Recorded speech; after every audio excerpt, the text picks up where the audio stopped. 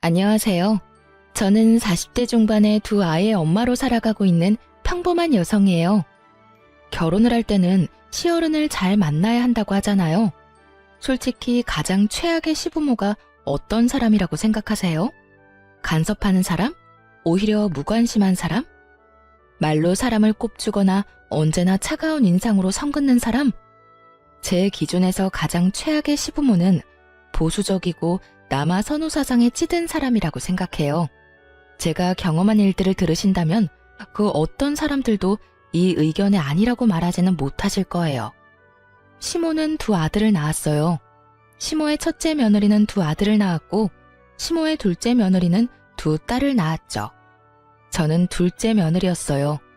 그리고 시모는 최악의 남아 선호 사상을 가진 사람이었고요. 벌써부터 골이 흔들리지 않나요? 사실 형님이 벌써 손주를 둘이나 낳아줬으면 굳이 저한테까지 아들을 바라지 않아도 되는 거잖아요. 그래서 저는 별 생각 없었어요. 첫째 딸을 낳았을 때 시모가 병원에 와서 하는 말을 듣기 전까지는요. 둘째는 무조건 아들로 낳아라. 나는 내 아들 제사도 못 지내도록 만들고 싶지 않다. 둘째도 딸이면 아들 낳을 때까지 낳아야 하는 거야. 이런 이야기 듣는데 소름이 쫙 돋더군요. 그때 무슨 생각이 들었는 줄 아세요? 제가 애 낳는 기계가 될지도 모른다는 끔찍한 생각이 들었어요. 잘못하면 진짜 사내 아이 낳을 때까지 애만 낳다가 인생 쪽날 것 같아서 시모에게 말했어요. 어머님, 형님이 아들을 둘이나 낳았는데 뭐가 걱정이세요? 그리고 요즘에는 맞벌이 안 하면 생활이 유지가 안 돼서 애를 많이 낳지도 못해요. 그거 다 핑계야. 옛날에는 너희보다 못 살아도 6남매, 7남매 잘만 낳았다. 그러니 너도 쓰잘데기 없이 푼돈 벌겠다고 애쓰지 말고 아들 낳을 생각만 해. 그래야 집안이 평안한 법이다. 말이 안 통해서 그냥 더 이상 그에 대한 말을 안 하기로 제 마음속으로 결정을 했어요. 그리고 무슨 일이 있어도 딱 둘째까지만 낳고 더 이상 애는 안 낳겠다고 다짐했죠. 그런데 둘째가 또 딸인 것을 알았을 때 시모의 모습은 거의 악마에 가까웠어요. 딸만 낳는 며느리 지금 당장 내쳐도 모자라. 도대체 아들 하나 못 낳고 뭐 하는 거야? 지금 아무짝에도 쓸모없는 딸년 둘 낳아놓고 미역국이 목구멍으로 넘어가. 너 앞으로 나한테 대접받을 생각하지도 말어. 아들도 못 낳는 며느리한테 잘해줄 생각 없으니까. 아니, 처음부터 대접받을 생각도 없었고 결혼했을 때부터 꾸준히 대접받은 적도 없었거든요. 근데 저런 말을 하니 저도 기분이 안 좋았죠. 친정에서 몸조리를 하고 집에 와서야 시모 말이 무슨 뜻인지를 깨닫게 됐죠. 대접을 받지 않게 하겠다는 말은 앞으로 열심히 부려먹을 거라는 이야기였다는 걸요. 시댁에서 해야 할 모든 잡일에 형님은 제외되고 저만 일을 해야 했어요. 당시 저는 병원에서 일하는 물리치료사라 평일에는 시간을 뺄 수 없었음에도 시모는 퇴근 시간에 귀신같이 전화해서 시댁으로 오라고 닥달을 했어요. 그렇게 시댁을 방문하면 제게 남은 건 잡일들 뿐. 저녁밥도 못 먹고 일하는 건 정말 서러움을 넘어선 분노를 일으키는 일이었죠. 몇 번 당하고 나니 저도 요령이 생겨서 친정 핑계, 남편, 애 핑계 대면서 시댁에 안 가려고 필사적으로 피했죠. 그러다가 결혼 6년 차 김장철에 급기야 일은 벌어지고야 말았어요. 시모는 배추를 40kg를 준비했더라고요. 솔직히 맛도 없어서 가져가도 잘 먹지도 않는 김치, 그렇게 적은 양만 하시라 말해도 꼭 사람 생고생시키는 걸 보고 싶은지 양을 늘리더니 결국 이번에는 엄청난 양을 하게 된 거죠. 16포기쯤 되니까 배추를 절이는 것도 일이더군요. 빨간 대야에 소금물을 받아넣고 배추를 절이고 그걸 베란다로 옮기려는데 글쎄 그 무거운 걸 들고 있는 상태에서 발을 삐끗해버린 거예요. 우당탕탕 들고 있던 절인 배추들은 떨어져 내렸지만 저는 거기에 신경 쓸 정신이 하나도 없었어요. 잘못 디딘 발목이 너무 아팠거든요. 근데 정말 서럽고 짜증나는 건 시모가 이 상황에서도 저한테 괜찮냐는 한마디 말도 없었다는 사실이었어요. 야, 배추를 바닥에 패대기 치면 어떡해? 네 입으로 들어갈 거 아니라고 이렇게 막 다루는 거야? 그리고 소금물 다 튀었잖아. 나중에 가전이랑 가구랑 녹슬면 네가 다 책임질 거야. 깨끗하게 해놓고 가. 사람이 다쳤으면, 그것도 자기 집 김장을 하다 다쳤으면 따뜻한 말 한마디 해줘야 하는 게 정상 아닌가요? 일단 자리에서 일어섰어요. 그리고 시모한테 말했죠. 어머님, 발 삔 것 같은데 조금 이따가 해도 될까요? 발목을 접질른 것 같은데 상태가 좀 안 좋아서. 제가 병원에서 일하는 물리치료사인데 제 발목 잘못된 거 아닌지 모를 리가 없죠.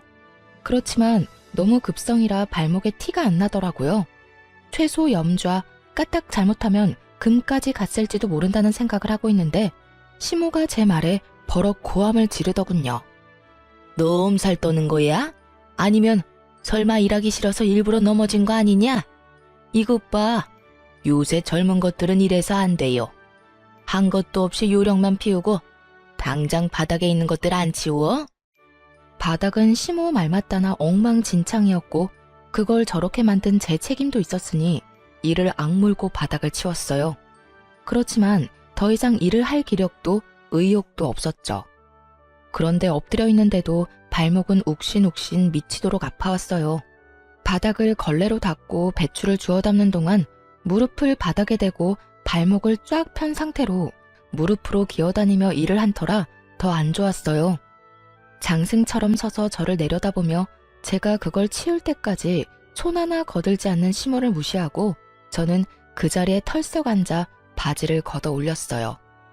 다치고 나서 30분은 넘게 지난 상황이었거든요. 상황이 생각보다 엄청 심각했어요. 발목 관절이 보이지 않을 만큼 부어오른 발목은 둘째치고 복숭아뼈를 타고 위로 올라와 종아리까지 새까맣게 멍이 들어 있었거든요.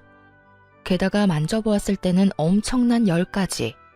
발가락 움직이는 것도 잘 안 되는 걸 보니 뭔가 크게 문제가 생긴 게 틀림없어 보였죠. 제 발목을 보고도 시모는 코웃음 치더군요. 발 삐었나 보네.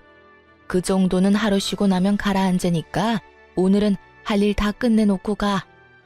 할 일이란 건 배추를 절이는 일일 거고 그건 아직 절반도 넘게 남아있었어요. 저는 시모 말을 무시하고 폰을 열었죠.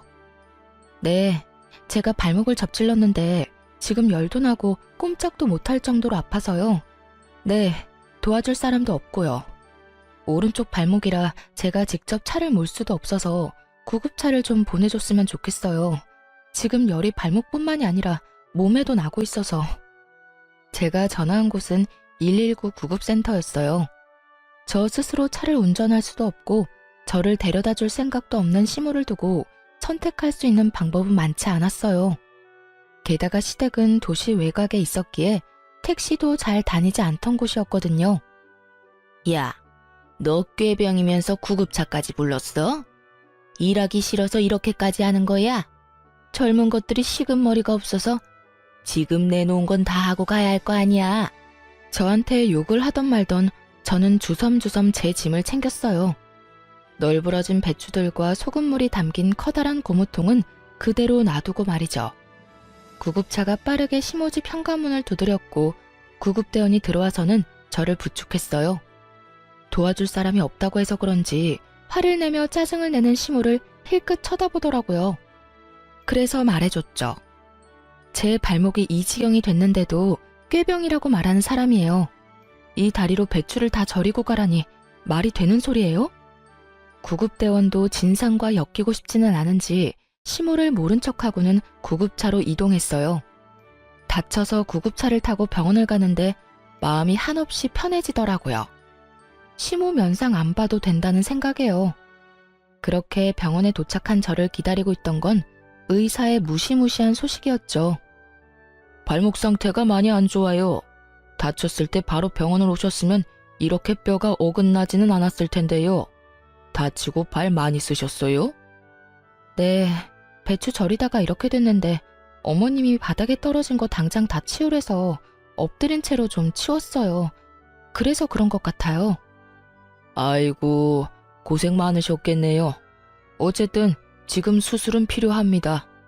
열어서 고정시켜서 핀 박아야 해요.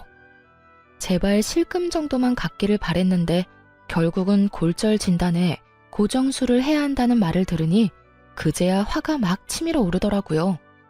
제 직업이 병원에서 일하는 물리치료사인데 지금 이 발목 때문에 그 일도 제대로 못하게 될지도 모르잖아요. 적어도 2달 병원 신세 지는 건 당연해 보이는 발목을 보며 제가 한숨을 푹푹 내쉬고 있는데 전화통에는 불이 나더군요.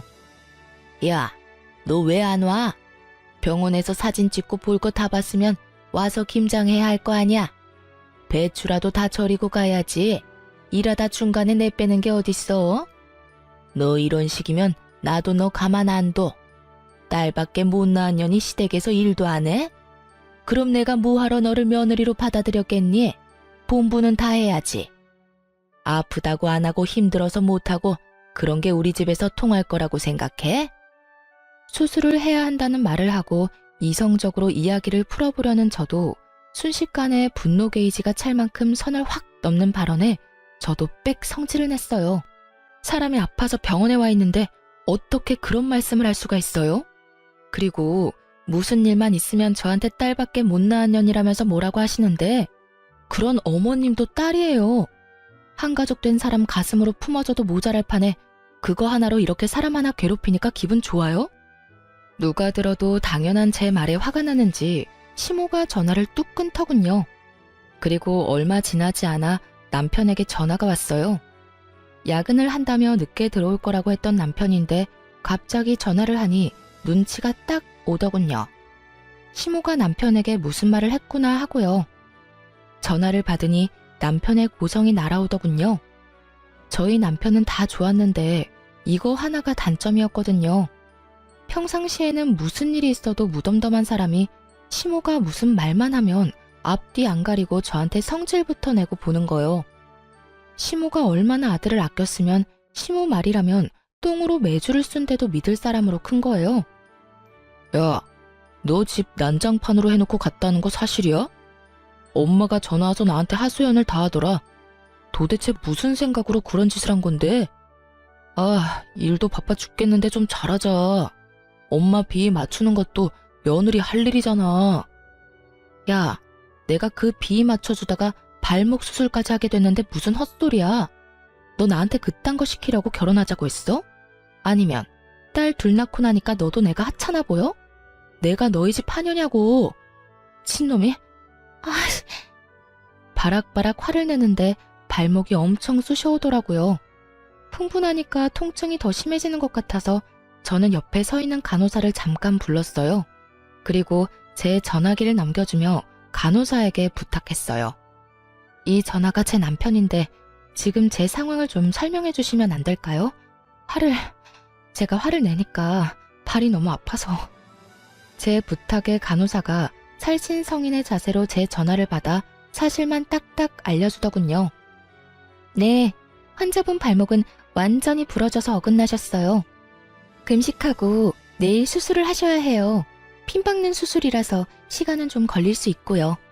최소 2달은 조심하셔야 하고 박아놓은 핀을 뺄 때까지는 안에 핀 박고 생활하셔야 하고요. 구구절절 간호사가 설명을 해주고는 제게 전화기를 주더군요. 남편이 뭐라 말하려는데 저는 전화를 끊었어요. 그러자 야근을 접고 응급실로 달려왔더라고요. 이게 다 무슨 일이야? 엄마는 당신 다쳤다는 말 없었는데. 당신한테는 어머님 말이 법이야? 어머님한테 무슨 짓 했냐고 묻고 네 눈으로 똑바로 봐. 내가 어떤 꼴인지. 이런 꼴인데도 나한테 김장이나 하라고 난린데 당신이 나한테 위로도 못할 망정 어머님하고 같이 붙어서 나란히 내 욕을 해? 누가 봐도 심각한 제 다리에 남편이 꿀먹은 벙어리가 되더군요. 괜찮냐는 말 한마디가 나올 수나 있었겠어요? 염치라는 게 있는 놈이면 아무 말도 못하는 게 정상이지. 그런데 남편이 제 눈치만 보는 동안 시모에게 또 전화가 오더군요. 저는 제가 받지 않고 남편에게 넘겼어요. 왜 나한테 줘? 그 전화 내용을 들어보면 내가 왜 주는지 알 거야.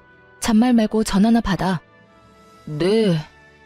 전화를 받았는데 시모 목소리가 수화기를 뚫고 제 귀에까지 오더군요. 야, 우리 아들한테 일렀으니까 너 꾀병 부리지 말고 어서 집에 와. 일하기 싫다고 다친 척하는 게 말이 돼? 버러지도 그런 짓 안 해. 네가 눈에 뵈는 게 없어서 지금 배짱 부리나 본데? 어머니, 와이프 지금 다리 다쳐서 꼼짝달싹도 못해요. 아픈 사람한테 전화해서 이게 무슨 행동이세요? 제가 여태껏 어머니 편 많이 들어드렸지만 아픈 사람한테 이러시면 안 되죠. 제발 앞으로 자중하세요, 제발. 잘 모르시면 가만히나 계시라고요. 저한테 전화해서 고자질하지 마시고. 남편이 시모에게 소리를 치자 시모도 당황한 눈치였어요. 하긴 발목이 박살이 난 마누라 앞에서 지 어머니 편드는 놈이면 당장이라도 이혼을 했겠죠. 그렇게 저는 그 다음날 금식 후 수술에 들어가게 됐고 8주 동안 입원을 해야 했어요. 그리고 제가 정말로 수술에 들어가야 한 것을 알게 된 시모가 혼자 김장을 하려는 게 엄두가 안 났는지 그간 한 번도 부르지 않았던 첫째 며느리에게 전화를 했더라고요. 그런데 그 첫째 형님이 바쁘다며 시모의 부탁을 거절했다더라고요. 결국 아끼고 아끼던 첫째 며느리와 싸운 시모는 혼자서 김장 40kg를 했답니다. 시부가 도대체 무슨 정신으로 그 많은 양을 며느리한테 시키려고 했냐고 정신 사나우니 빨리 눈앞에서 치우라고 호통치는 바람에 결국 시모가 혼자서 김장을 다 했다고 하더군요. 그 이야기 듣는데 속이 얼마나 시원한지. 저를 괴롭히려는 의도였는지는 알 수 없지만 시모만 고생하게 됐으니 사람 일은 한 치 앞도 알 수가 없는 거더라고요. 2달 동안 일을 쉬어야 했지만 시모가 곤란해졌다는 것만으로도 10년 묵은 체증이 다 내려가는 것 같은 개운함이 있었어요. 그 뒤로 시모가 저를 괴롭힐 때마다 발목 이야기를 했더니 더 이상 저를 그만큼 괴롭히지는 않았어요. 그리고 저도 뭐가 좋다고 괴롭히고 차별하는 시모와 같이 있고 싶겠어요? 그래서 시댁과는 대면대면하게 살았죠. 다행인 건 남편은 그런 일에 별로 신경을 안 쓰더라고요. 그런데 완전히 인연을 끊을 수는 없더라고요. 가끔씩 타이밍이 안 좋아서 애들을 맡길 일이 생겼거든요. 결혼 15년 차에 남편이 허벅지와 엉덩이 통증으로 병원을 방문했어요. 그런데 대퇴골두 무혈성 괴사라는 이상한 병으로 수술을 해야 한다는 이야기를 들었거든요. 놔두면 뼈가 녹아서 걷지 못한다는 이야기에 겁이 나서 남편 수술을 위해 저도 병간호를 하기로 했어요. 보통 제가 애들을 볼 수 없을 때는 친정의 아이들을 맡기는데 하필이면 친정에 일이 있어서 아이들을 맡길 수 없는 상황이었어요. 친언니에게 부탁을 하니 학교, 어린이집 마치고 자기 전까지는 언니가 봐줄 수 있다고 하더군요. 하지만 언니네 집은 시부모와 합가해서 살고 있으니 잠을 재워주는 건 좀 그렇다고 하더라고요. 아무래도 눈치가 보일 수밖에 없는 것 같았어요. 그러다 보니 저녁부터 아침까지 봐줄 사람을 찾는 게 쉽진 않더군요. 그래서 어쩔 수 없이 시모에게 전화를 했죠. 어머님, 남편 수술하고 혼자 목발 짚을 수 있을 때까지만 우리 애들 저녁 9시부터 아침 8시까지만 봐주실 수 있으세요? 그 외의 시간은 저희 친정언니가 봐줄 거라서. 그러나 시모는 시큰둥하더군요. 네 애들을 내가 왜 봐? 귀한 아들도 아니고 딸년들을 둘이나 나더러 보라고? 싫어. 다른 사람한테 물어봐. 결국 이야기는 더 이어지지도 못하고 끊어졌죠. 저는 남편에게 부탁했어요. 다른데 아무리 찾아봐도 맡길 곳 없으니 그래도 혈육이라면 봐주지 않을까 하고요. 남편이 시모에게 전화해 부탁하자 그제야 어렵사리 봐주겠다고 하더군요. 걱정되는 마음에 남편에게 한마디 덧붙여 보냈어요. 그냥 애들 아침밥만 주고 저녁에 잠만 재워주면 된다고요. 다른 거 다 제 언니가 해줄 거라고. 그렇게 일주일 동안 애들이 시모와 제 언니 집을 왔다 갔다 하며 생활하게 됐어요. 걱정이 안 되는 건 아니었지만 언니가 애들을 잘 봐줄 거라고 생각하고 저도 남편 병간호를 했어요. 그런데 애들을 시모와 언니에게 맡긴 지 4일째 되는 날, 친정언니가 전화를 했어요. 김서방 간병하느라 바쁘지? 다른 게 아니라 내가 이런 말 하기는 좀 조심스럽기는 한데 아무리 생각해도 아닌 것 같아서 연락했어. 조심스럽게 말하는 언니 때문에 저도 덩달아 조심스럽게 물었죠. 무슨 일 때문에 그래? 애들 때문에 많이 힘들어? 아님 혹시 무슨 일이라도 생겼어? 애들을 못 봐준다는 말을 할까봐 전전긍긍하는 제게 언니가 던진 말은 충격에 가까운 고발이었어요. 너희 애들 지금 4일째 아침밥도 못 먹었대. 게다가 저녁에도 할머니가 청소며 빨래며 온통 일만 시키느라 숙제도 못하고 올 때마다 애들이 걸신 들린 것처럼 먹어. 너희 시어머니 문제 있는 거 아니야? 뭐? 아침밥을 안 먹었다고? 꼴랑 11, 7살밖에 되지 않는 아이들이었어요. 영양을 충분히 섭취해야 할 시기에 아침밥을 안 먹였다는 이야기에 충격을 받은 제가 되물었죠. 그래, 애들이 저녁마다 너네 시댁에 가기 싫어서 울음바다야. 어린애들한테 자기가 어지럽힌 거 치우게 하는 것까지는 나도 이해해. 하지만 애들한테 할 말 못할 말까지 다 하는 건 좀 아니지 않니? 첫째는 이제 말도 다 알아듣고 분위기도 다 읽을 줄 아는데 들어보니까 거기 맡겨서 될 일이 아니야. 아니, 애한테 너는 딸이라서 쓸모없다는 말을 왜 하신 거야? 그러면서 너희 엄마가 너희 버리고 갈 거라는 말도 안 되는 말까지 하지 않나? 진짜 문제 있는 거 아니니? 그 이야기를 듣는데 속안에서 천불이 나는 기분이 들었어요. 제가 원한 건 잠자리와 아침 식사뿐이었는데 시모는 그 시간 내내 애들을 괴롭히고 밥도 안 먹인 데다가 엄마 욕, 애들이 듣지 않아도 될 말들까지 생각 없이 짓거린 거예요. 조용한 제가 얼마나 화났는지 눈치챈 언니가 슬쩍 저한테 그러더라고요. 나도 눈치는 좀 보이는데 거기보다는 여기가 훨씬 괜찮은 것 같으니까 남은 며칠간은 우리 집에서 재우고 학교 보내고 할게. 예, 너희 그거 어떻게 좀 해야 한다. 딸들은 빨라. 상처도 얼마나 잘 받는데. 그런 이야기 들으면 얼마나 서럽겠니? 그것도 친할머니인데 진짜 너무하잖아. 애들 불쌍해서 진짜. 그 이야기를 듣는데 부들부들 떨리더라고요. 아무리 손녀딸 싫다고 말했어도 재우고 아침밥 먹이는 정도는 해줄 거라고 생각했어요. 핏줄이니까. 언니 전화를 끊고 나와서 시모에게 전화를 했어요. 어머님, 혹시 애들 아침밥 내내 굶겨서 보내셨어요? 누가 그래? 첫째 그게 그러든? 그놈의 계집애 입도 싸지. 제 엄마 닮아서 야가 빠졌네. 며칠 밥 안 먹는다고 안 죽는다. 그리고 일찍 못 일어난 걔들 탓이지 내 탓이냐? 애들을 어떻게 교육하길래 늦잠을 자도록 만들어? 애들이 늦잠 자는 게 뭐가 그렇게 화가 나실 일이에요. 깨워서 밥 먹이면 되죠. 제가 애들 하루 종일 봐달라고 한 것도 아니고 아침밥 먹여서 학교만 보내달라는 게 그렇게 어려우셨어요? 정말 너무하시는 거 아니냐고요. 그러면 네 새끼 네가 키워야지 왜 나한테 맡겨? 네가 뭘 잘했다고 지금 나한테 큰 소리를 쳐? 남편 병수발 든다고 지금 나한테 생색 내려나 본데 그건 당연한 일이야. 병수발 들면서 애들 보는 것도 당연히 네가 해야 할 일이고 어디서 배워먹지도 못한 것이 소리만 요란하지. 시모와 이대로 이야기하다가는 진짜 할 말 못할 말 다 할 것 같아서 남편에게 이야기하려고 전화는 일단 끊었어요. 그리고 남편에게 말했죠. 여보, 어머님 너무하신 거 아니야? 애들 밥도 안 먹이고 학교 보내셨대. 어떻게 그러실 수가 있어. 형님네 아들이었어 봐. 고기 반찬에 원하는 거 다 해주면서 먹여주셨을걸? 당신이 어머님한테 이야기 좀 해봐. 우리 애들 불쌍하지도 않아? 제가 남편에게 그렇게 이야기했는데 남편은 더 어이없는 말을 하더군요. 애들이 밥 좀 안 먹을 수도 있지. 그리고 잠 많은 애들 늦게 일어나면 그냥 보낼 수도 있고. 왜 이렇게 예민하게 굴어? 당신이 직접 맡긴 거면 그냥 어머니 믿고 놔둬.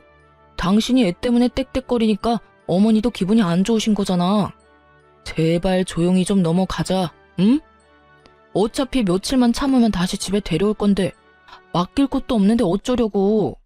당신 그거 진심으로 하는 말이야? 정말로 내가 예민하다고 생각하는 거냐고. 애들이 불쌍하지도 않아? 당신도 아침밥 정도는 걸러도 된다고 생각하는 거냐고. 당신 어쩜 그렇게 냉정해? 당신도 어머님한테 옮았어?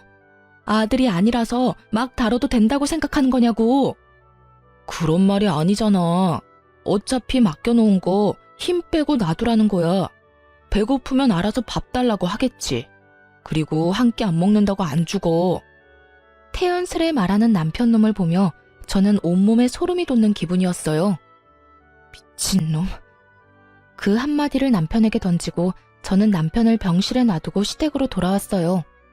올 때가 아닌데 돌아온 저를 보더니 시모가 눈을 크게 뜨며 묻더군요. 네가 왜 여기 있냐? 우리 아들 간병하는 거 아니었어? 누구한테 맡기고 온 거야? 저는 그런 시모 말도 무시하며 애들 짐부터 쌌어요.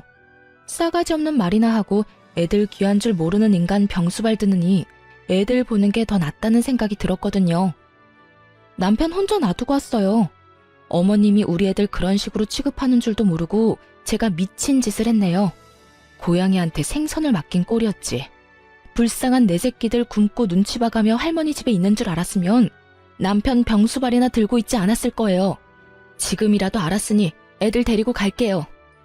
제 말에 시모가 어이없다는 듯 저를 돌려 세우더군요.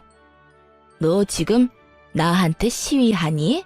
그래서 남편은 놔두고 애들 데려가겠다고? 그렇게는 못해. 내 새끼 아픈데 어딜 가려고? 저는 시모 손을 탁 내쳤어요. 네 새끼 네가 키우라면서요. 남 손에 맡기지 말라면서요. 그러면 어머님 새끼도 어머님이 키우세요. 아픈데 잠이 오겠어요? 아침밥 굶은 것만 봐도 속이 다 뒤집어지는데 남의 손에 왜 맡겨요? 어머님이 가서 씻겨주고 닦여주면서 수발이나 드세요. 나는 내 새끼들 키울 테니까. 뭐? 야, 너 진짜로 병원 안 가? 우리 아들 보러 안 가는 거야? 시모는 제 뒤를 쫓아나오면서 자꾸만 저를 붙잡으려고 하더군요. 확 뒤돌아선 제가 시모에게 경고했어요. 안 가요. 내 새끼들 배 곱는 거보다는 안 힘드니까 오늘부터는 어머님이 아들 병간호하세요. 그렇게 애들 데리고 집에 돌아온 저는 미안하고 서러운 마음에 애들 붙잡고 눈물만 흘렸어요. 울지 말아야지 하는데도 미안한 마음만 들잖아요. 도리어 애들이 저에게 울지 말라며 엄마 잘못 아니라고 말해주는데 이것들을 두고 제가 망할 남편놈 병간호나 하고 있었다는 사실이 참을 수 없이 기분이 더러워졌어요. 그런데 저녁까지 제가 돌아오지 않으니 남편놈한테 전화가 왔더군요. 당신 뭐 하는데 오지를 않아? 미쳤어? 환자 놔두고 뭐 하자는 건데? 내가 아까 이야기했지. 나 도저히 어머님한테 애들 못 맡기겠으니까 내가 직접 애들 볼게. 당신 병간호는 어머님이 해주실 거야. 네 새끼 네가 키우라는데 그럼 내가 키워야지 누가 키워? 당신은 어머님 자식이잖아. 그러니까 어머님한테 병간호 받아. 난 안 갈 거니까. 당신 정신 나갔어? 어머니하고 그런 걸로 싸우자면 어쩌자는 건데?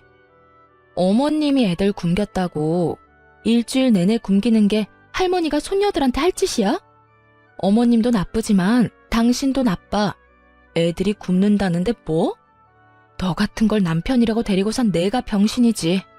자식들 밥 굶기고 할머니한테 눈치 보게 만들면서까지 너하고 살고 싶은 생각 없어.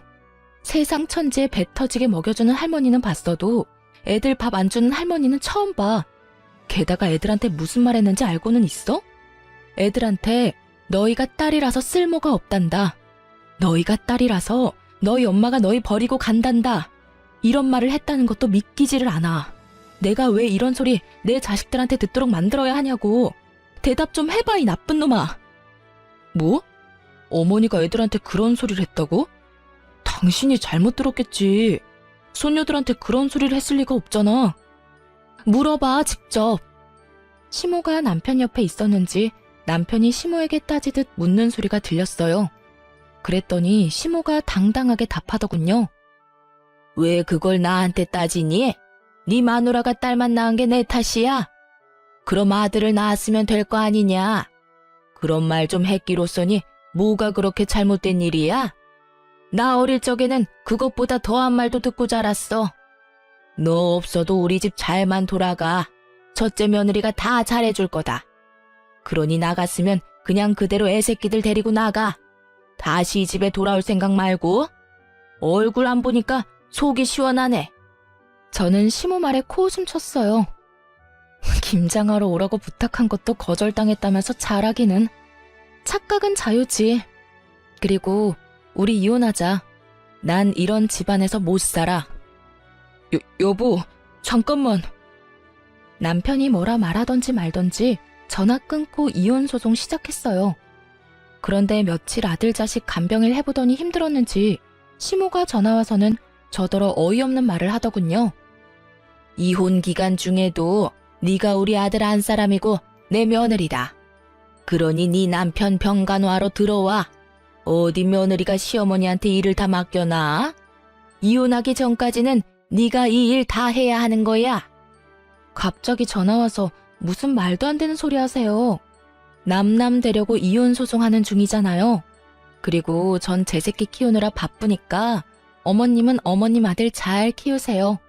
저번에 저한테 그렇게 말씀하셨죠? 자기가 꺼낸 말 정도는 지켜주시죠. 전화해놓고 본전도 못 찾은 시모는 씩씩거리며 저한테 따지더라고요. 너 정말 이렇게까지 해야겠어? 네 딸들한테 고작 그딴 말 했다고 나한테 이러는 거면 너 실수하는 거야. 시어머니가 딸보다 아들 더 원할 수도 있지. 어디서 속 좁게 이런 식으로 사람을 골탕 먹이려고 들어? 그러니까요. 앞으로도 평생 그렇게 사실 거죠? 그러니까 이혼하는 거라고요. 저는 그런 곳에서 내 새끼 키우면서 못 살아요. 억만금을 줘도 그런 곳에서 살고 싶지 않은데 볼 것도 없는 집안 뭐하러 듣기 싫은 소리 들어가며 살아요? 이참에 우리 헤어지고 각자 갈 길 가요. 이런 식으로 연락하지도 마시고요. 그리고 저번에 저한테 뭐라고 하셨죠? 첫째 며느리가 잘해줄 거라고 하셨죠?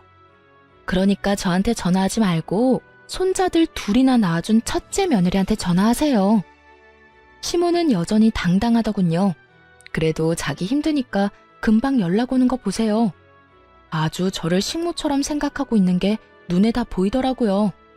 언제는 첫째 며느리가 다 해줄 것처럼 자신만만하더니 이제 와서 꼬리 말고 저를 찾는 꼴이 너무 웃겼어요. 그렇게 이혼은 저에게 좀 더 유리하게 해결됐어요. 저희가 살던 신혼집도 처음부터 공동명의에 반반 부담한 거라 그대로 나눴고 친권, 양육권, 위자료 싹 다 제가 가져왔어요. 저는 받은 돈과 은행에서 대출한 금액으로 딸아이 둘과 같이 살 집을 샀어요. 그런데 이미 이혼도 다 된 마당에 형님에게서 전화가 왔어요.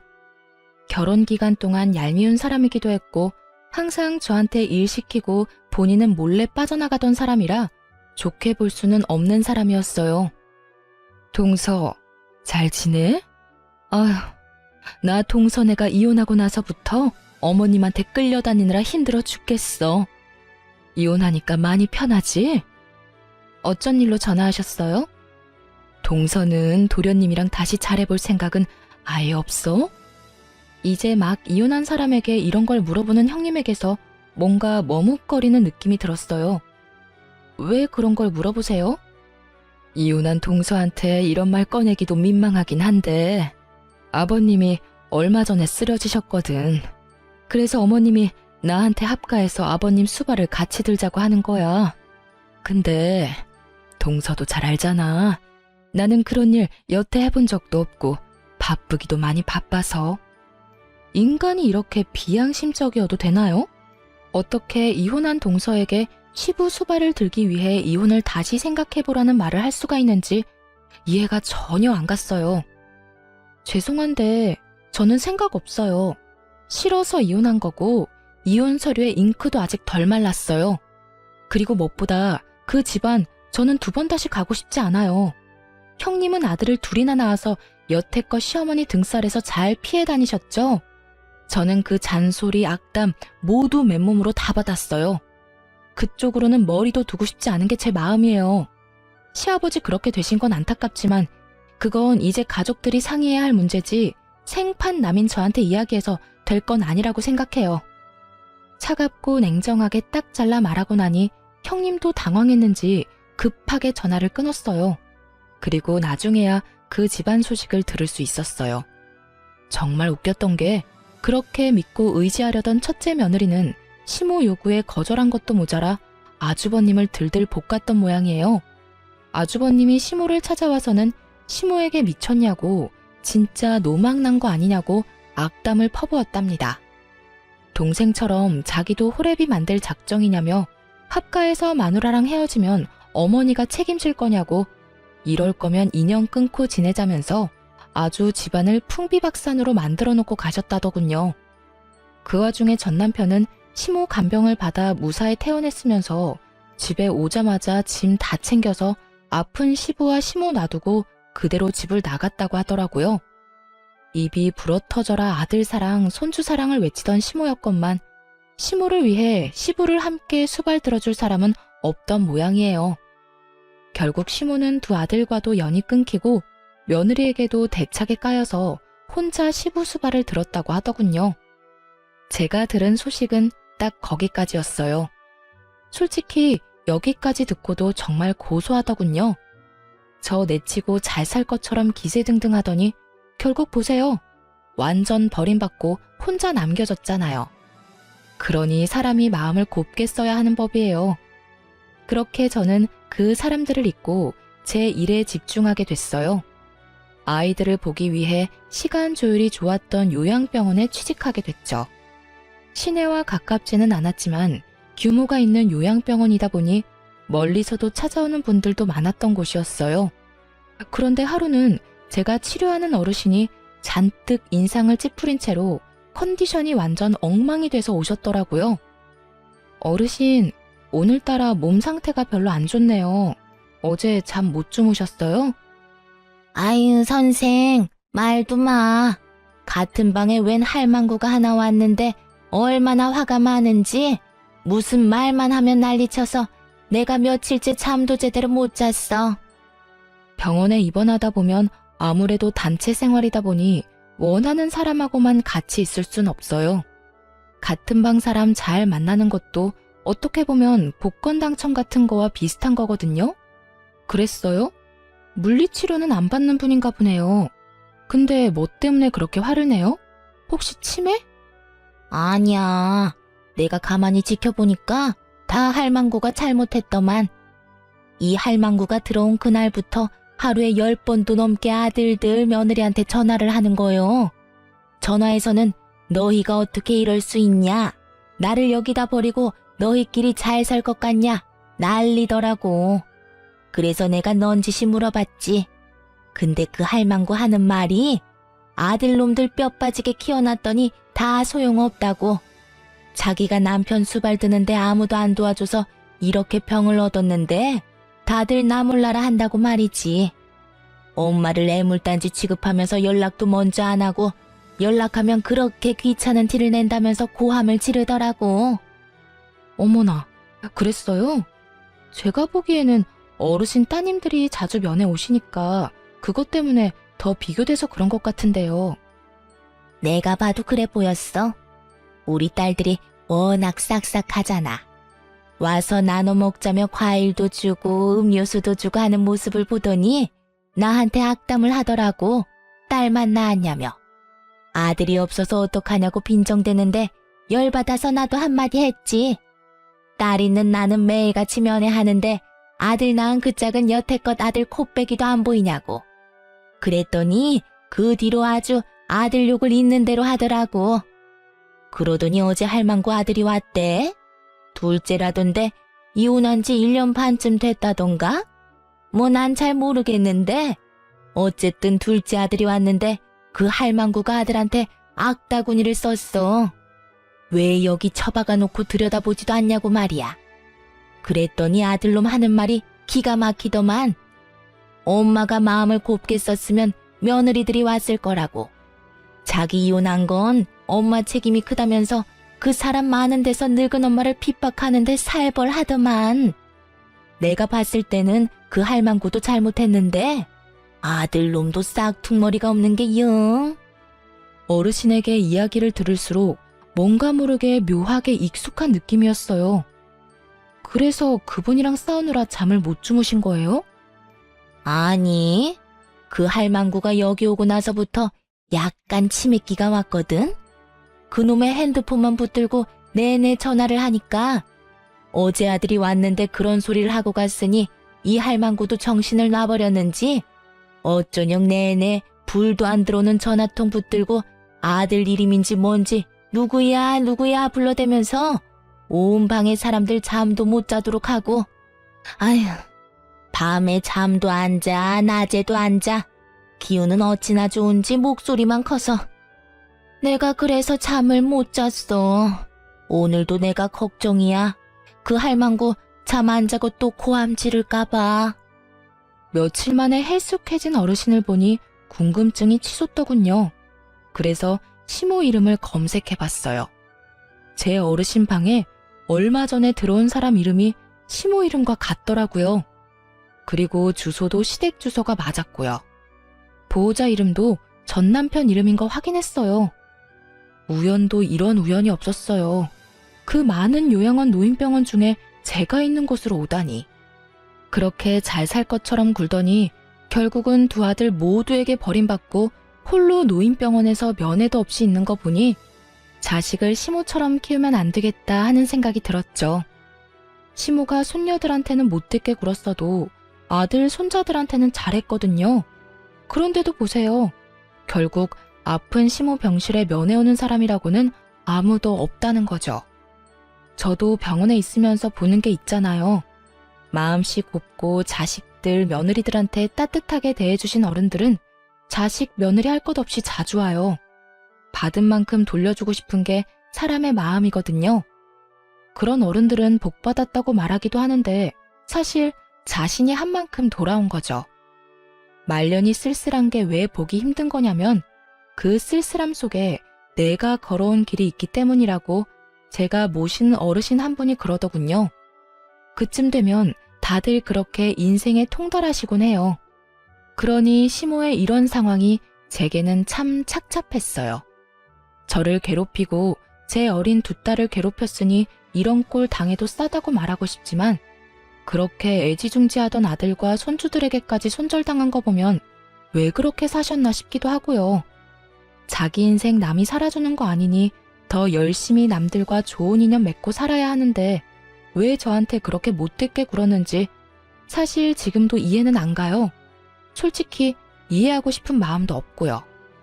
그저 자기가 살아온 대로 받고 있구나 싶은 생각이 들었어요. 시모에게 측은한 마음을 갖기엔 제가 당한 게 너무 많아서 그런 마음이 들지도 않더라고요. 그저 제 자식들은 시모가 키운 자식들처럼 키우지는 말자고 다짐했어요. 그 뒤로도 시모와 모르는 사람인 척 지내고 싶었는데 전 남편이 입원비 문의하러 병원 왔다가 1층 원무과에 들른 저와 마주치게 됐어요.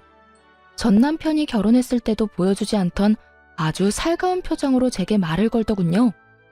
당신 여기서 일하고 있었어? 잘 됐네. 우리 어머니 여기서 치료받고 계시거든. 당신이 있으니까 그래도 마음이 든든하네. 이혼했더라도 애들 할머니잖아. 문제 안 생기도록 당신이 잘 챙겨줘. 끝까지 이기적인 인간이더군요. 그리고 웃겼어요. 이혼한 전 와이프한테 어머니를 부탁한다니. 염치가 없어도 이렇게 없을 수가. 예전이나 지금이나 양심 없는 건 똑같네? 내가 왜 당신 어머니한테 차별 대우해줘야 해? 물리치료 받지도 않고 나랑 접점 하나 없는 사람이거든? 내가 왜 그렇게 해줘야 하는지 이해가 안 가네. 잘 챙기고 싶으면 당신이 챙겨. 당신 어머니잖아. 이혼한 마누라한테 그런 거 부탁하고 싶어? 얼굴이 얼마나 두꺼우면 그런 걸 부탁해? 그리고 나 만나는 사람 있거든? 함부로 오해받고 싶지 않으니까 당신도 당신 가족들도 처신 잘해줘. 이딴 식으로 악연을 인연인 것처럼 만들지 말라고. 만나는 사람이 없었지만 거짓말했어요. 이 인간이 병원에 소문이라도 퍼뜨릴까봐 걱정도 됐으니까요. 뭐 여차하면 퇴사하고 다른 직장 찾아도 되는 거긴 했는데 그건 귀찮고 손도 많이 가는 데다가 결정적으로 제가 피해야 하는 게 너무 싫었거든요. 피하려면 지들이 피해야지 제가 왜 피하나요? 괴롭힌 인간들은 그쪽이고 저는 괴롭힘 당한 사람인데 제가 이악 물고 말했더니 전 남편도 가볍게 이야기할 만한 상황이 아니라는 걸 깨달았는지 아니면 자존심이 상했는지 며칠 뒤에 퇴원을 하고 나갔더군요. 무슨 이유에서였든 더 이상 엮이지 않게 돼서 저로서는 한시름 놓는 상황이 되긴 했어요. 그리고 여담이지만 딸애들은 제가 이혼한 그날부터 아빠를 찾지 않더라고요. 남편이 그리 좋은 아빠가 아니라는 것도 애들 반응을 보며 알았죠. 만약 애들한테 잘해줬다면 애들이 아빠와 헤어지는 걸 무덤덤하게 받아들이지는 않았을 테니까요. 그래도 제 이혼을 이해해주고 저를 도와 집안일도 해주고 있는 기특한 아이들을 보면 몸은 힘들지만 마음만은 가벼운 기분이 들어요. 이 아이들을 위해서라도 좀 더 열심히 살아야겠다는 다짐을 매일같이 하게 되네요. 그래도 가끔 전 남편과 시모가 생각날 때가 있어서 이렇게 사연글을 써보게 됐어요. 이렇게 하나하나 다 토해내고 나니 마음이 한결 가벼운 기분이 드네요.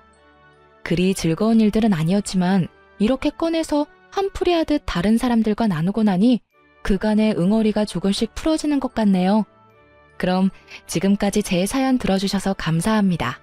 좋은 하루 되세요.